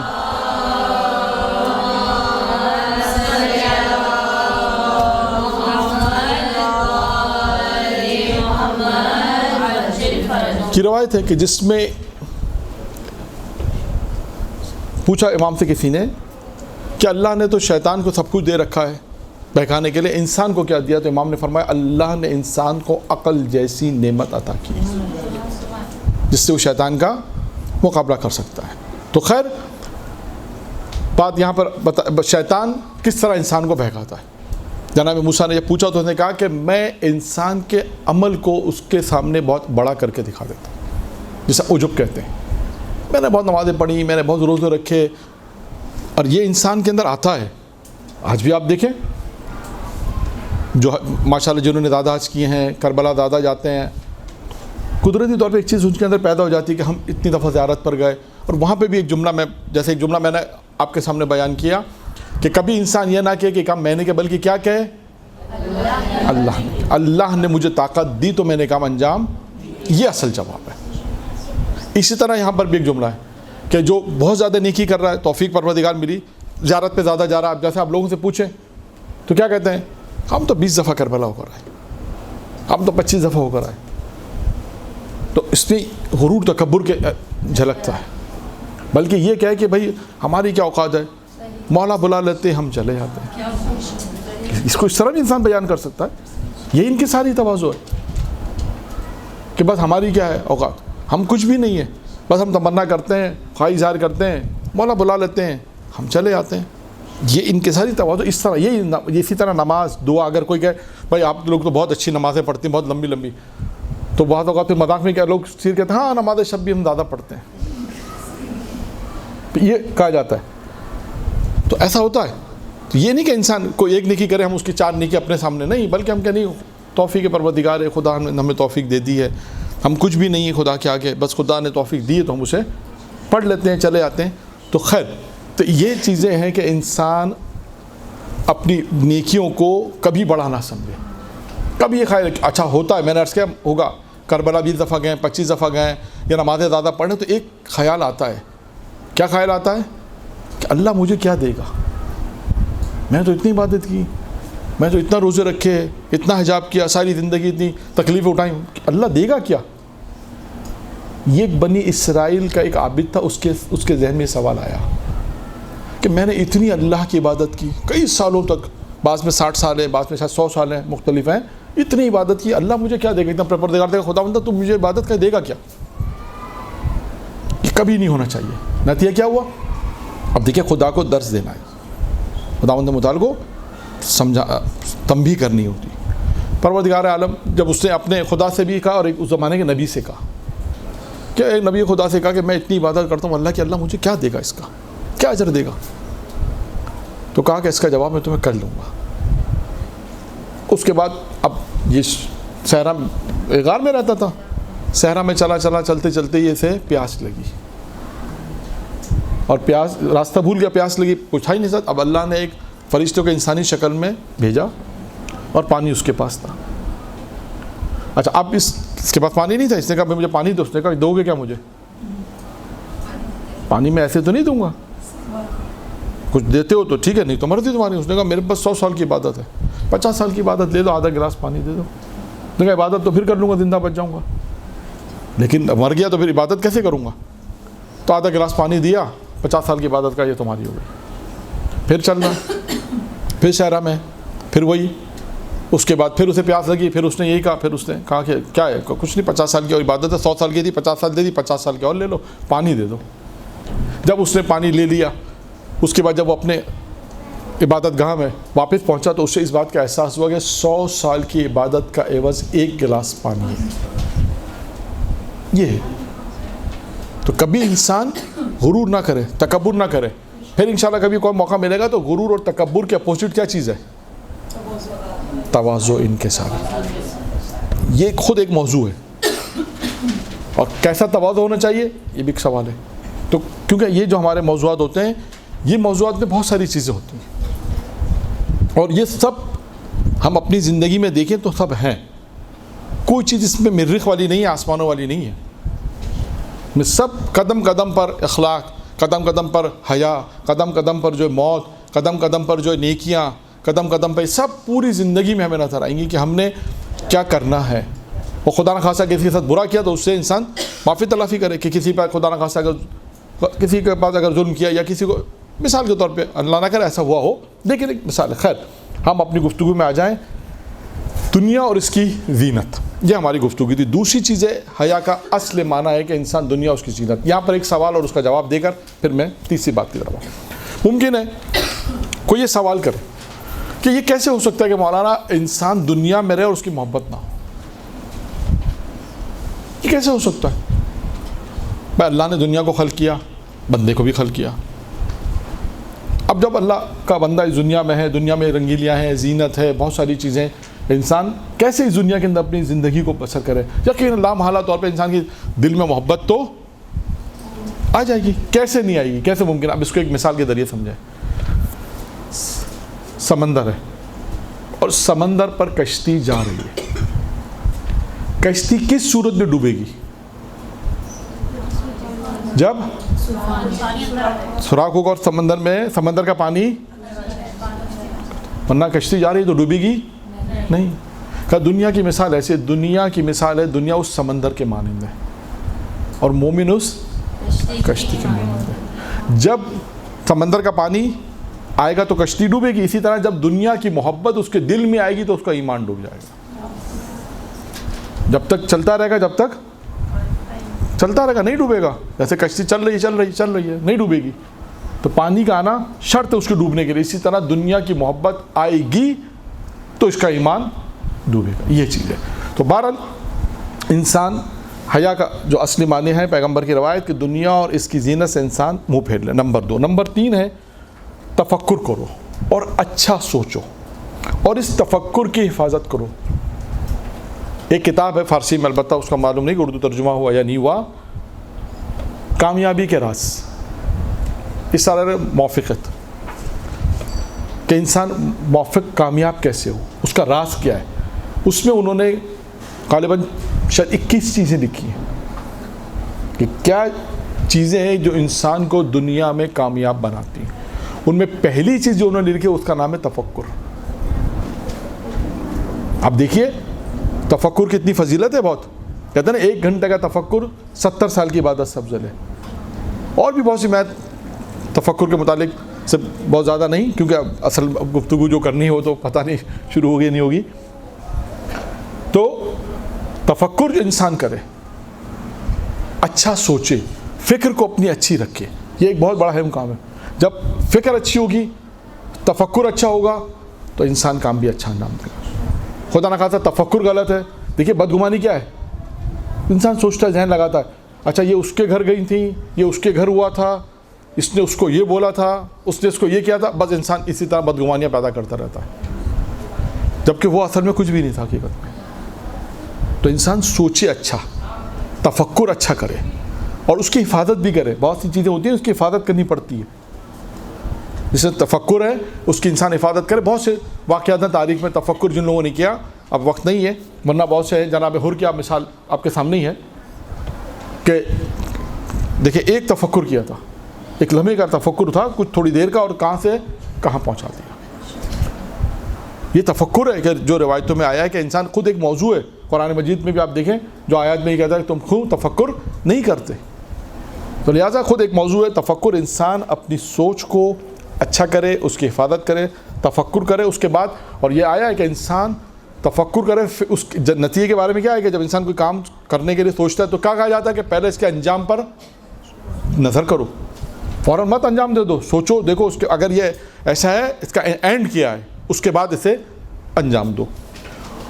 اور چوتھی چیز ہے حرام سے بچاؤ اپنے شکم کو، یعنی انسان لقمہ حرام نہ کھائے.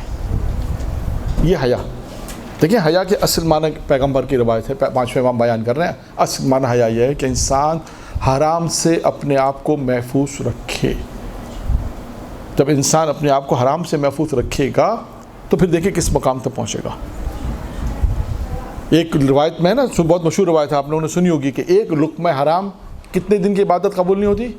40 دن کی. اب اس کا مطلب اس میں کتنی تاثیر ہے، اس حرام لقمے میں کتنی تاثیر کے 40 دن کی دعائیں قبول نہیں ہوتی. اور انسان اپنے آپ کو حرام سے بچائے. اور دیکھیے شاید آپ نے ایک واقعہ سنا ہوگا، سنا دیتا ہوں میں بھی، کہ مقدر سے اردبیلی کے والد کا واقعہ ہے. معام سنا مقدر سے اردبیلی کا، غالباً انہی کا واقعہ ہے کہ ان کے والد اس نجف میں تھے. اس بہت پرانا واقعہ ہے، نجف میں تھے اور ایک باغ کے قریب بیٹھے ہوئے تھے. باغ میں بیٹھے ہوئے تھے، باغ میں اس کے قریب نہر تھی. اس نہر میں ایک سیب گرا اور سیب انہوں نے کھا لیا. اب انہیں کھانے کے بعد یہ احساس ہوا کہ پتہ نہیں اس کا مالک کون ہے. تو مگر کیونکہ انہیں بھوک بہت لگی تھی اور 2-3 دن سے کھایا نہیں تھا. اس زمانے میں نہیں تھا اتنا سب کچھ، اتنے آرائش اتنے آرام سے نہیں تھی، بحث و مباحث سے درس و تدریس بہت زیادہ تھا. تو اب انہوں نے اس سیب کو کھا تو لیا، کھانے کے بعد یہ احساس ہوا کام غلط ہوا ہے. اب دیکھیے چھوٹا سا ایک سیب کیا ہے، یہ احساس جسے کہتے ہیں. آج ہم اپنی زندگی میں کتنے لوگوں زبان سے تکلیف دیتے ہیں اور احساس بھی نہیں کرتے. یہ سوچیے گا ایک جملہ ہمارا کسی کی زندگی بھی تباہ کرتا ہے اور یا کسی کو اذیت پہنچا دیتا ہے اور ہمیں احساس بھی نہیں ہوتا ہم نے کیا کہہ دیا. یہ وہی چیز ہے انسان طبیعی ہے کہ زندگی لمحہ بہ لمحے دیکھے. اب انہوں نے احساس تو کیا کہ کام مجھ سے غلط ہوا. اب معلوم کیا کہ یہ نہر، جو نہر کہاں تک جاری کرتا، ایک باغ تھا. اچھا باغ کس کا ہے؟ پتہ چلا کہ وہ آدھا وزیر کا ہے جو اس شہر میں ہے، اور آدھا جو مالک کا ہے وہ دوسرے ملک میں. کہا کہ وزیر کے پاس آئے کہ بھائی یہ سیب میں نے ایسے کھا لیا ہے تو مجھے حلال کر دو، یا پیسے، آج کل تو آسان ہے نا، یہ حلال کر لو یا پیسے لے لو، دو میں سے ایک چیز ہے. اب اس نے کہا کہ ایک آدمی آیا ہے، ایک آدھا سیب حلال کرنے کے لیے آیا ہے تو میں تو اسے معاف کرتا ہوں. کہا آدھا کر سکتا ہوں جو میرا ہے، آدھا جو ہے وہ دوسرے ملک میں ایک بادشاہ ہے اس کا ہے. میں مفہوم سنا رہا ہوں واقعے کا. دیکھیں انسان حرام سے اپنے آپ کو بچائے تو کیا ہوتا ہے. اب وہ پہنچے اس ملک میں، کتنا سیب ہے؟ آدھا سیب. آدھا سیب کا تو مسئلہ حل ہو گیا. جو بعض لوگ کہتے ہیں نا کہ ممبر کے حوالے سے یہ بات کہتے ہیں کہ انسان بچپن کے اندر اگر کسی کو نقصان پہنچایا، کسی مدرسے میں پڑھتے تھے اسکول میں، بغیر پوچھے کوئی چیز کھا لی، اگر اس کو رد مظالم نہیں دیے تو کیا ہوگا؟ یہی چیز قبر میں ہو سکتا ہے یہ سیب جو بچو بن کر آ جائے، سوکھتا سانپ بن کر آ جائے، اس لیے کہ ہے تو کسی اور کا.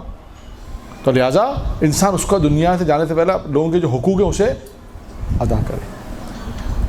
اب آدھا سیب ہے، اسے حلال کرنے کے لیے پہنچے کہاں؟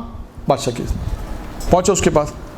اب بادشاہ نے کہا کہ آدھا سیب حلال کرنے کے لیے آدمی اتنی دور سفر طے کر رہا ہے، اس کا مطلب یہ کوئی متقی پرہیزگار آدمی ہے. اچھا اس سے کہا کہ ایک شرط پہ میں آدھا سیب حلال کروں گا. کا شرط کیا ہے؟ کہ میری بیٹی سے شادی کرنی ہوگی. لیکن ایک اور بات بھی بتا دوں. میں کہا بتا دی. کہ میری بیٹی دیکھ نہیں سکتی. کہ اس کی آنکھیں نہیں ہے، دیکھ نہیں سکتی. کہ اس کے پیر اور ہاتھوں میں بھی شل ہے، مفلوج جسے ہم کہتے ہیں آج، اور سن بھی نہیں سکتی. کہ نہ دیکھ سکتی ہے نہ سن سکتی ہے. اب آپ سوچیں کہ بولے ایسے تو شادی کرنا کیا مطلب ہے بھائی؟ وہ کہے بھائی آدھا سیب دیکھ لیں گے اللہ میاں کے روزے، زندگی بھر تو یہاں اگر کوئی تھوڑا سا کم سنے اس سے مشکل ہو جاتی ہے. ساری زندگی ایسے کے ساتھ جو سن نہیں سکتی، تھوڑا سا بھی اگر خود اللہ نہ کرے کسی کو پتہ چل جائے تو کیا ہوتا ہے؟ کہا ان کے ساتھ زندگی سن ہی نہیں سکتی، اس کے ساتھ کیسے زندگی بسر کریں بھائی؟ جو تھوڑا سا نہیں سنے تو کیا یہ تو سن ہی نہیں سکتی، دیکھ نہیں سکتی. اب سوچئے انسان کے لیے کتنا مشکل مرحلہ ہے. اب یا تو دنیا کو ترجیح دے دیں یا آخرت کو ترجیح دے دیں.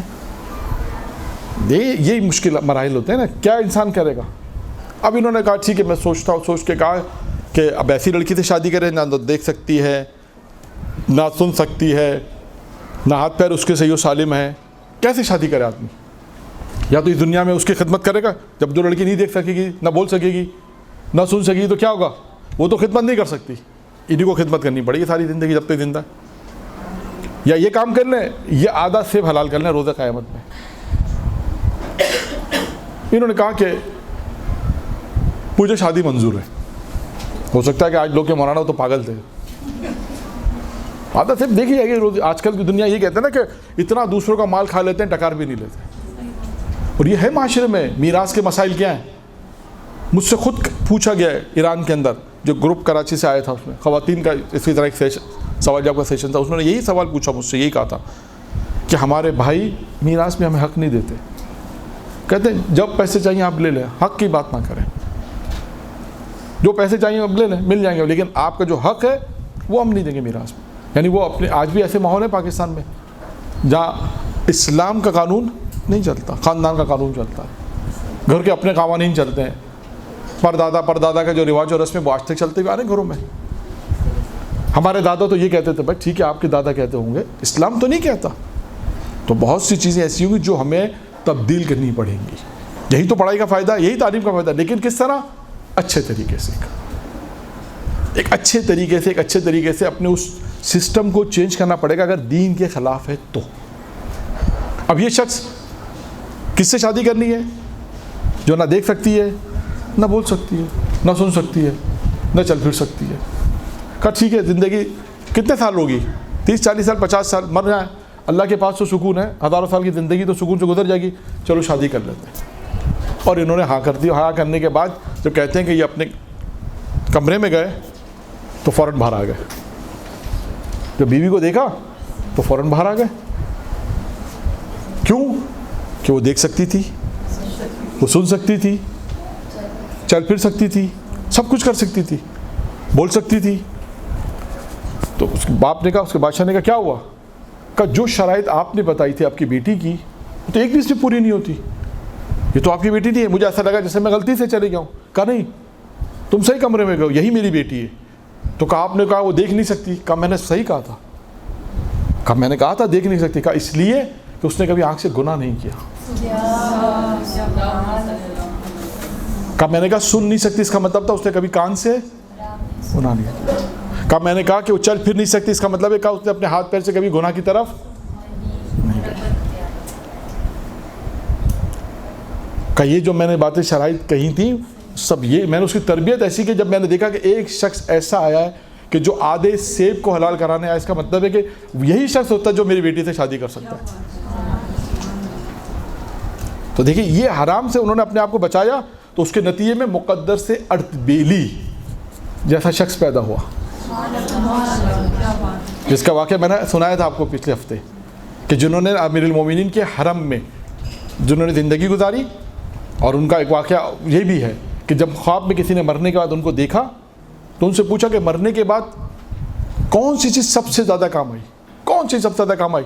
تو کہتے ہیں انہوں نے کہا کہ امیر المومنین کی قبر کی طرف اشارہ کر کے کہا مرنے کے بعد سب سے زیادہ علی کی ولایت کام آئی.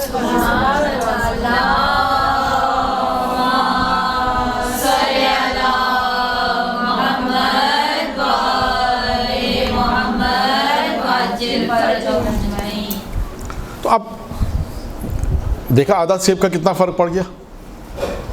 انسان یہ ہے اس تربیت جو اس شخص نے اپنی بیٹی کی سر تربیت کی, اور وہ مقدس تربیت کیوں کہ حرام سے انسان نے اپنے آپ کو بچایا. یہ ہے نتیجہ. اور اس کے بعد ابھی کیونکہ اس کا ذکر دوبارہ ایک اور روایت ہے اس میں بھی آئے گا, اس لیے اس کو بس یہیں تک ہی محدود رکھا میں نے. حرام سے اپنے آپ کو بچا, یعنی حرام سے اپنے شکم کو, یعنی حرام غذا انسان نہ کھائے.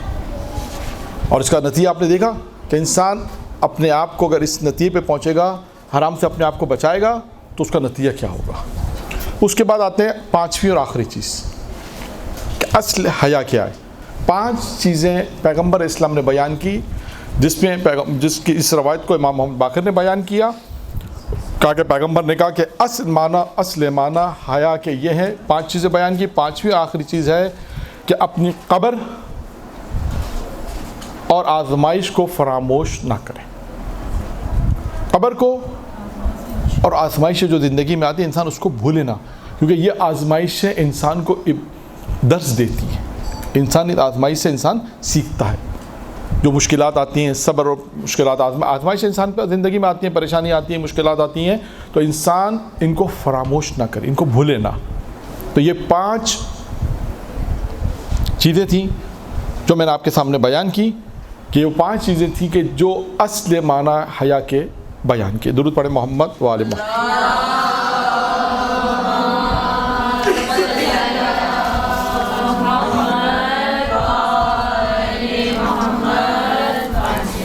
اب ایک روایت, کیونکہ ٹائم کم ہے ہمارے پاس, تو لہٰذا آپ دیکھیں پھر کبھی موقع ملے گا دوبارہ کہ دل کن چیزوں سے مردہ ہوتا ہے اور کن چیزوں سے روشن ہوتا ہے. وہ تو پھر اب ٹائم 15 منٹ ہی ہیں, تو صرف ایک روایت زبان اور قلب کے حوالے سے جو موضوع تھا اس کو میں بیان کر دوں کہ 2 چیزیں جو چھوٹی تھیں امیر مومن فرمائے جو انسان کو کمال تک پہنچاتی ہیں, ان 2 چیزوں میں ایک تھا دل اور ایک زبان. یہاں پر جناب لقمان کی پھر روایت کو میں بیان کروں گا. جناب لقمان نے کہا اپنے بیٹے سے, اور اس کے بعد کہا کہ میں نے 700 استادوں کی خدمت کی. کتنی؟ 700. اس کے بعد اپنی زندگی میں کہا میں نے 4 باتیں سیکھی. اب دیکھیں وہ 4 باتیں کیا ہیں, یعنی اس کو یوں موضوع دے سکتے ہیں, آپ بیان کر سکتے ہیں. 4 باتیں انسانی جناب لقمان کی نصیحت بھی ہیں. وہ 4 باتیں جو انسان کو کامیاب بناتی ہیں. وہ 4 باتیں جو انسان کو بہترین زندگی گزارنے کا طریقہ ہے. کوئی بھی عنوان بیان انہوں نے کہا 4 علم، 4 باتیں، میں نے اتنے لوگوں کی خدمت کی تو 4 چیزیں میں نے حاصل کی. ان 4 چیزوں میں دیکھیے سب سے پہلی کیا ہے؟ جناب لقمان نے کہا ان میں سب سے پہلی ہے انسان اپنی زبان کی حفاظت کرے. اور امیر المومنین علی بن ابی طالب علیہ الصلوۃ والسلام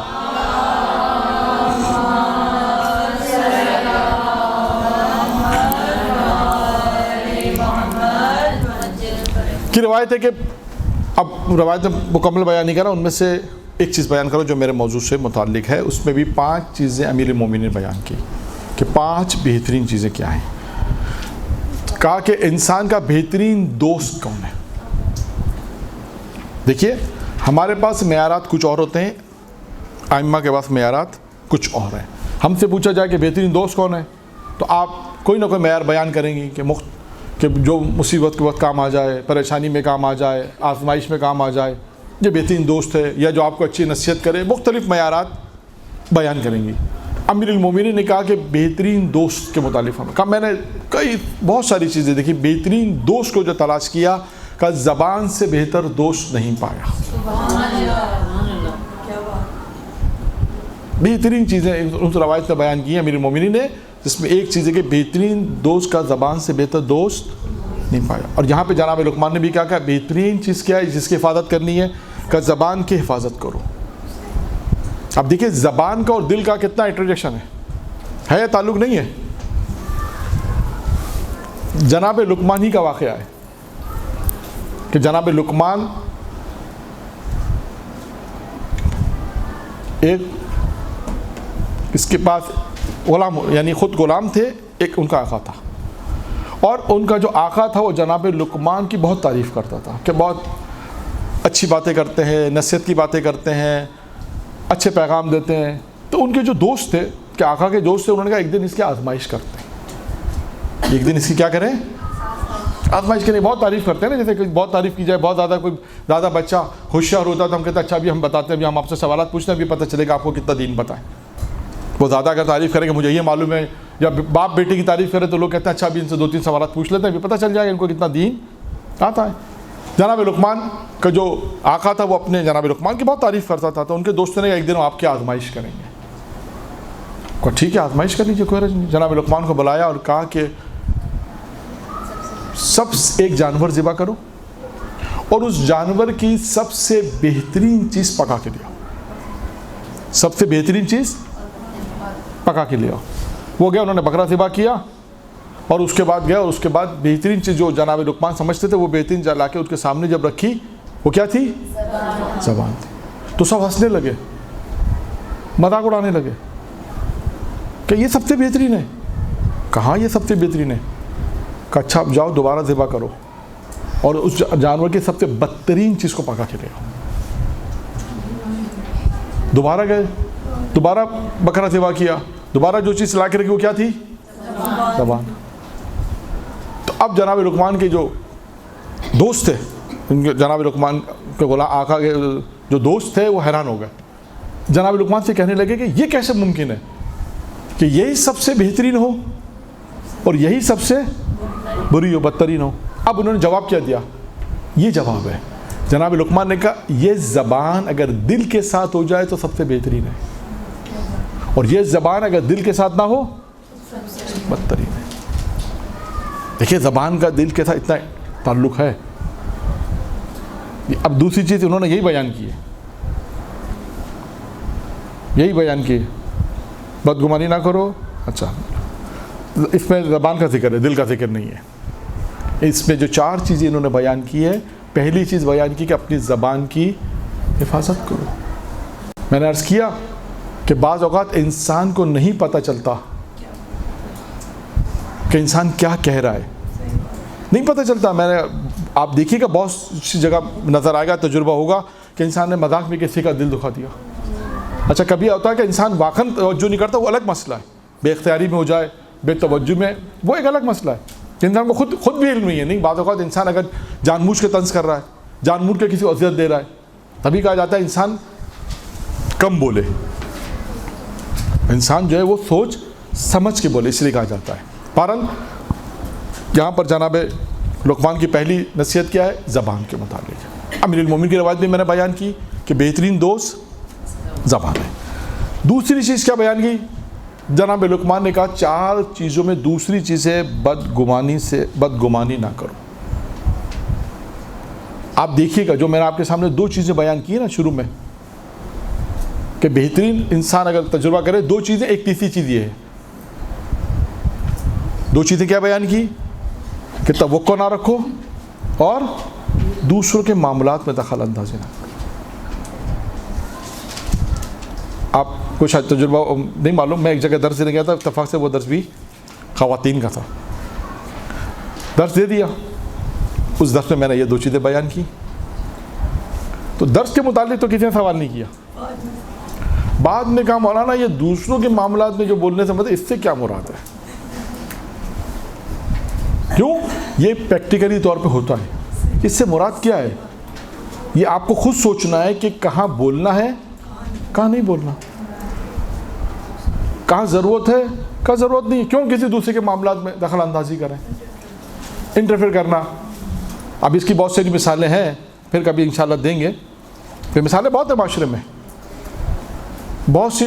آپ دیکھیے گا بہت سے گھر کے جھگڑے، میاں بیوی کا جھگڑا ہو، بھائیوں کا جھگڑا ہو، دوسروں کی معاملات کے سے زیادہ جھگڑا ہوتا ہے. اس نے ایسا کہا تو اس کو ایسا نہیں کرنا چاہیے تھا، اس کو ایسا کرنا چاہتا. بات کسی اور کی، جھگڑا یہ لوگ کر رہے ہیں. اور ایک تو یہ پھر دوسروں کے معاملات میں، بھائی ٹھیک ہے وہ اپنے حساب سے بہتر کر رہا ہے، ٹھیک ہے کرنے دیں، ہمیں کیا ضرورت ہے اس کے معاملات میں بولنے، ان کو کیا کرنا چاہیے کیا نہیں کرنا چاہیے. ہم جا کے ٹانگ اڑا دیتے ہیں، پھر ایک نیا مسئلہ کھڑا ہو جاتا ہے.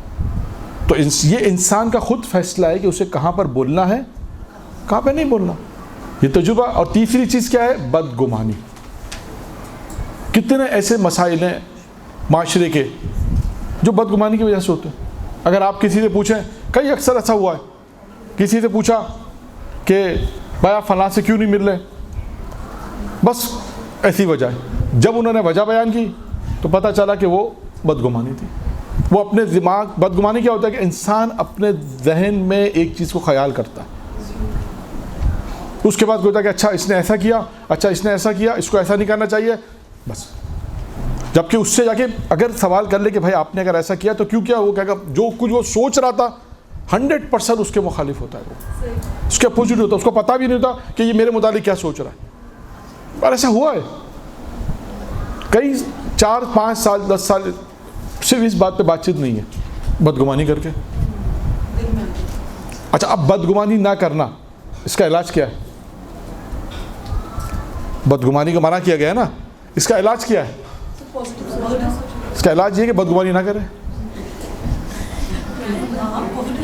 ہاں اس کا علاج یہی ہے، اس کا علاج یہی ہے کہ انسان برا نہ سوچے، اچھا ہی سوچے، بدگمانی نہ کرے. ٹھیک ہے اگر کسی نے نہیں بلایا، نہیں کیوں نہیں ہو سکتا، کرنا پڑے گا. وہ کریں گے تو معاشرے میں صحیح ہوگا. نہیں کیوں نہیں، مثال میں نہیں ہوتا ہے، بالکل بات صحیح ہے. ایسا ہوتا ہے کہ انسان دیکھیں توقعات. کل پرسوں کی گفتگو ہو رہی تھی ایک جگہ پر، میں اس لیے بتا رہا ہوں کہ جو بات انہوں نے کہی ہے انہوں نے بھی کہی کہ مولانا یہ ضروری نہیں ہے کہ توقعات نہیں ہو، توقعات تو ہوتی ہیں. بھائی ایک دوست تھے، مثال کے طور پہ ایک دوست باہر گیا، وہ اچھا ویل سیٹ ہے، یہ یہاں سے گیا تو اس نے مجھے توقع تو ہوگی نا، میرا دوست وہاں پر ہے، مجھے اپنے گھر پہ 10-15 دن رکھے گا. اس نے لفٹ نہیں کرایا، اس کو ہوٹل میں رہنا پڑ رہا ہے، خرچہ ہو رہا ہے، تو کیا توقع تو ہو جائے گی. تو میں یہی کہنا چاہ رہا ہوں کہ نہیں ہونی چاہیے. میں یہی کہنا چاہ رہا ہوں کہ نہیں ہونا چاہیے. کیوں ہم اس سے توقع کر کے گئے کہ وہ میرا ٹھیک ہے دوست ہے، ٹھیک ہے، کیونکہ یہ سب تجربات ہو چکے ہیں.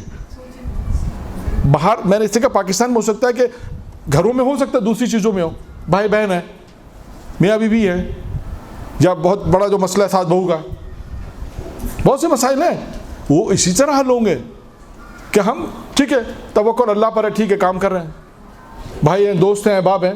اسی یہ توقعات نہیں کریں گے تو ہی مسئلہ حل ہوگا. اسی طرح بدگمانی بھی یہی ہے کہ ہم کیوں کسی کے لیے بدگمان ہوں، ہم کیوں کسی کے لیے بدگمانی کریں. اچھا سوچے انسان. جب انسان اچھا سوچے گا تو ہی قدم اٹھے گا. اور ایسا ہوتا ہے کہ مثال کے طور پہ کسی نے آپ کو نہیں بلایا، کسی گیدرنگ تھی، تو کیا ہوگا؟ بیوی کہے گی شوہر سے، دیکھا ہم کو نہیں بلایا، سب جمع ہے ادھر، خوب گیدرنگ ہو رہی ہے. ایسا ہی ہوگا. یہ ہے آپ کے رشتے دار, یہ ہیں آپ سے جو بہت زیادہ محبت کرتے ہیں. کیا ہوگا اس میں؟ بدگمانیاں پیدا ہو رہی ہیں. اب ہم ایک لمحے کے لیے نہیں سوچیں گے کیا اس کی مجبوری ہوگی نہ بلانے پر. ہو سکتا ہے کوئی مجبوری ہو سکتا ہے وہاں پہ ایسی گیدرنگ ہو کہ آپ زیادہ مذہبی ہیں اس لیے آپ کو نہیں بلا رہے. ہو سکتا ہے وہاں پہ ایسی گیدرنگ ہو کہ جہاں مثال کے طور پہ ہم نہیں جا سکتے ہوں. کوئی پازیٹیو نہیں سوچے گا, فوراً یہ خیال آئے گا دیکھا نہیں بلایا نا, بس یہ ہیں چاہنے والے, یہ ہیں ویسے واہ کرتے ہیں, ویسے بہت ملیں گے, اب جب گیدرنگ کر رہے ہیں تو ہم ہی بھول گئے. اچھا اب یہاں پر کیا ہوگا؟ شوہر نے اگر کہا تم تو بہت اچھی باتیں کر رہے ہو, تو کیا ہوگا؟ سونے پہ سونا. تو بیوی کہے گی ہاں دیکھا میں پہلے کہہ رہی تھی, میں تو آپ سے پہلے کہہ رہی تھی. لیکن یہاں پر کیا کرنا چاہیے کہ بات کی پرواہ نہیں کرنی چاہیے, کو سمجھانا چاہیے کہ بھائی ایسا نہیں ہے, ہو سکتا ہے کوئی اور وجہ ہو, اور ضروری نہیں کہ ہم انسان کسی کے دیکھیں. اگر ہم ایسا اب ہم 4 سال 5 سال یا کتنے سال کا کورس نہیں معلوم, 4-5 سال کا کورس پڑھنے کے بعد وہی کام کریں جو معاشرہ کر رہا ہے, کیا فائدہ؟ 5 سال بھی پڑھے اور وہی کام کریں جو سب کر رہے ہیں, میرے حساب سے کوئی فائدہ نہیں. جب ہم ہی لوگ معاشرے میں وہ کردار پیش کریں گے تو لوگ کہیں گے ہاں یہ 5 سال کے بعد انہیں چینج تو آیا ہے نا, بھائی اچھا سوچ رہے ہیں, خوب نہیں بلایا. ہوتا ہے ایسا. ہاں تو اگر ہم اس کو کیوں کریں ایسا, ہم کیوں معاشرے میں ایسی بات کریں؟ اگر چاہے وہ گھر کی بہن ہو, بیوی ہو, بچے ہو, کوئی بھی ہو. بچے بھی بات اوقات کہہ سکتے ہیں, بڑے بچے معاشرے میں اب تو سب سمجھدار ہیں, وہ کہہ دیتے ہیں بابا دیکھیں ہم کو نہیں بلایا, خود گاڑیوں میں گھوم رہے ہیں ہم کو نہیں بلایا. مثال ہے, بہت ساری باتیں ہوتی ہیں معاشرے میں. تو آپ ان کی تربیت کرنی ہے, ٹھیک ہے, آپ سمجھائیں گے, دیکھیں کوئی وجہ ہوگی, ہم کیوں برا سوچیں؟ کیا فائدہ دین پڑھنے کا؟ اگر وہ دیندار نہیں ہے تو آپ تو دیندار ہیں, دین آپ نے سیکھا ہے تو اس پہ عمل کرنا ہے. اس پہ عمل ایسے ہی ہوگا کہ انسان اپنے گھر سے شروع کرے گا, اسٹیپ بائی اسٹیپ. بچوں کو, بیوی کو, سب کو سمجھائے گا, ماں باپ بہن بھائی جتنا سمجھا سکتا ہے, جتنا اس کی حجت ہے, جتنا وہ بول سکتا ہے, جہاں تک اس کی حدود ہے. دیکھیں ایک اور میں آپ کو زندگی راز گزارنے کا ایک اور جو 2-3 چیزیں بیان کی ضمنی طور پر, انسان اپنی حدود سے باہر نکل جاتا ہے. مجھے پتہ ہونا چاہیے کہ میری حدود کہاں تک ہے, مجھے کس کو کتنا سمجھانا ہے, مجھے پتہ ہے مجھے میری حدود. اسی طرح گھر کے ہر فرد کی ایک حدود ہے, اس کو پتہ ہے کہ اس کو اتنا سمجھانا ہے. لہٰذا ٹھیک ہے, بہت زیادہ ہو سکتا ہے آپ کسی کو سمجھا وہ نہیں مانے, آپ کا فرض تھا کہ آپ نے اس کو ایک حد تک سمجھا دے, جتنی آپ کی ذمہ داری تھی آپ نے بتایا. ہو سکتا ہے وہ آپ کی بات نہ مانے, خوب نہ مانے, تو زبردستی نہیں ہے اپنی معروف. آپ تاریخ میں مجھے بتائیے اتنی تاریخ آپ نے پڑھی, ہم نے سنی کہ پیغمبر اسلام نے کسی کو 2 رکعت نماز زبردستی پڑھائی ہو. پیغمبر اسلام نے تبلیغ کا پیغام پہنچایا, لوگوں نے عمل کیا, جو آئے دین میں پیغمبر اسلام نے ان کی ویلکم کیا, اور ویلکم بھی اخلاص والا کیا, دو خدا والا ویلکم نہیں کیا. آئے تھے رسول کے پاس کہ آپ کے خدا کو مانتے ہیں, اپنے بتوں کو مانتے ہیں, اللہ کے, ہمیں نہیں چاہیے ایسے مسلمان, ہمیں چاہیے لا الہ الا اللہ. تمام خداؤں کا انکار ہے, پھر اللہ کو ماننا ہے, تو فائدہ ہے, تو ہی تو فائدہ ہے زندگی کا, ورنہ فائدہ نہیں ہے. تو یہ ساری چیزیں جتنی ہیں پریکٹیکلی طور پہ وہ یہی ہیں. بدگمانی ہے, توقعات ہیں, دوسروں کے معاملات میں انٹرفیئر کرنا, یہ ساری چیزیں انسان جب اس کو اچھی طرح پریکٹیکلی طور پہ عمل کرے گا پھر اس کے فوائد نظر آئیں گے. جھگڑے کم ہو جائیں گے, فساد کم ہو جائے گا. دیکھیے پریکٹیکلی ہوگا انشاءاللہ, ایسا ہے. آپ دیکھیے جھگڑے کیوں نہیں ہوتے بعض گھروں میں, کہتے ہیں ٹھیک ہے ہم اپنی زندگی میں خوش ہیں, وہ اپنی زندگی خوش ہے, وہ کیا کرتے ہیں ہم سے مربوط نہیں ہے. اور انسان یہ پریکٹیکلی محنت کا کام طلب ہے. اسی طرح گھر کے اندر ایک اور مشکل ہوتی ہے, مثال کے طور پہ بیٹے کو آپ ڈانٹ رہے ہیں, بچی بیچ میں بول پڑتی ہے. اس کا کیا موضوع؟ اس کا ہے کہ بھائی جب آپ کا موضوع نہیں ہے تو آپ نے نہیں بولا. بیٹی کو ڈانٹ رہے ہیں, بیٹا بول رہا ہے مثال کے طور پر, نہیں, اس کو بولے جس کا موضوع ہے اس سے بات کریں گے, جب اس کا موضوع آئے گا تو اس سے بات کریں گے. آپ ان کے موضوع میں مداخلت نہ کریں. میں دیکھ رہا ہوں, میں ٹریٹ کر رہا ہوں, میں بڑا ہوں گھر کا, مثال ہے اماں دیکھ رہی ہے, باپ دیکھ رہا ہے, جو گھر کا بڑا ہے وہ دیکھ رہا ہے, تو بچوں کو بولیں گی. دوسروں کے معاملات میں جو انٹرفیئر ہوتا ہے نا, یہ بہت بڑی جہاں سے شروع سے یعنی بچپن سے جب چلتا ہے جا کے بڑوں پر جب انسان بڑا ہوتا ہے تو پھر یہ چیز وہاں آتی ہے. شروع سے وہ یہ رکھے کہ ٹھیک ہے جہاں تک میرا معاملہ ہے مجھے بولنا ہے, جہاں تک میری ضرورت ہے انٹرفیئر کرنے کی وہاں میں کرنا, میرا مسئلہ نہیں, ٹھیک ہے, اگر کوئی باپ اپنے بیٹے کو ڈالنا تو اس میں ضرورت نہیں بہن بھی زیادہ بولے ہاں یہ ایسا کرتا ہے ایسا کرتا ہے ایسا کرتا ہے, ہاں ابا اس کو ایک اور لگاؤ, نہیں ایسا نہیں کرنا. تو یہ سب چیزیں جو ہیں انسان پریکٹیکل طور پر. اور آخری 2 باتیں, اس کے بعد آپ کا ٹائم مکمل ہو گیا. جناب لقمان نے جو 4 باتیں بیان کی, ان 4 باتوں میں زبان کی حفاظت ہے, بدگمانی نہ کرے انسان. تیسری چیز ہے اپنی نگاہ کی حفاظت کرنا. یہ عورت کے لیے بھی ہے اور مرد کے لیے بھی. انسان اپنی نگاہوں کی حفاظت کرے. قرآن میں بھی ہے کہ انسان اپنی نگاہوں کی حفاظت کرے. اور آخری چیز ہے جو پہلے بیان ہو گئی ہے, اس لیے یہاں پر بھی اتفاق سے وہ آخر میں آئی ہے کہ انسان حرام سے اپنے آپ کو بچائے. لقمہ حرام سے انسان اپنے آپ کو محفوظ رکھے. یہاں پر آپ دیکھیں امام حسین علیہ السلام نے جو خطبہ دیا اور جو گفتگو ہوئی ہے, عمر ساتھ تھے عاشور کے دن, تو کیا کہا تھا کہ تمہارے شکم میں حرام ہے, جس کی بنا پر کیا ہوگا. امام موجود ہیں, امام کہہ رہے ہیں تب بھی اثر نہیں ہو رہا.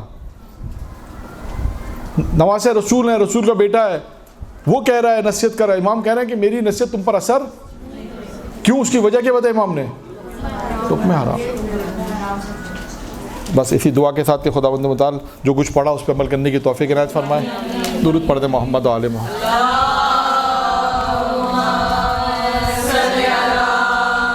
برحمتك يا أرحم الراحمين وصلى الله على محمد وآله الطاهرين.